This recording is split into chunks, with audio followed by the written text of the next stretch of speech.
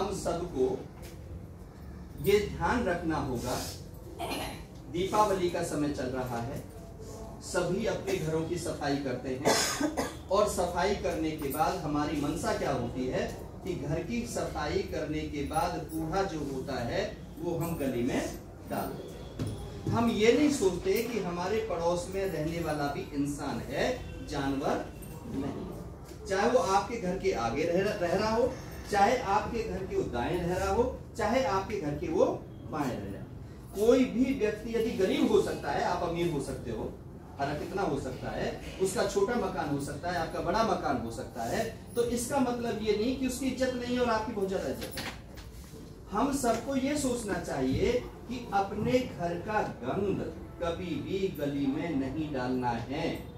और डालने पर क्या होगा, मान के चलो आपने डाल दिया और आप झगड़ालू किस्म के आदमी हो और उसने आपसे डर की वजह से आपसे कुछ नहीं कहा और वो वहां पर पड़ा रहा, उसमें मच्छर पैदा हो गए।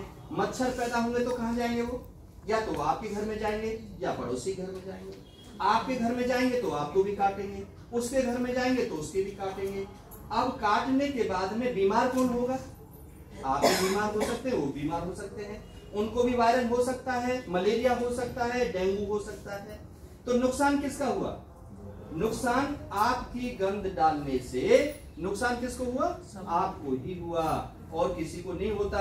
यदि हम गड्ढा खोदते हैं दूसरे के लिए तो कई बार हम ही गिर जाते हैं।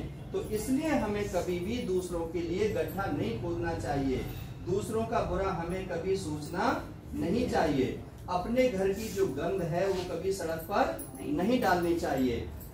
जब भी आप सब्जी लेने जाते हो, मार्केट से कोई भी सामान लेने जाते हो, तो वहां से किसमें मिलता है, आपको पॉलीथीन में। और आप बड़े गर्वित होते हो क्योंकि आपको अपना बैग, जो कपड़े का बैग पहले हम जब पढ़ा करते थे उस समय हमारी माँ फटे पुराने कपड़े का बैग बना दिया करती थी, उसको झोला बोलते थे, उसी में किताब रख के ले जाते थे और उसी से हम बाजार का जो सामान था वो लेकर के आया करते थे।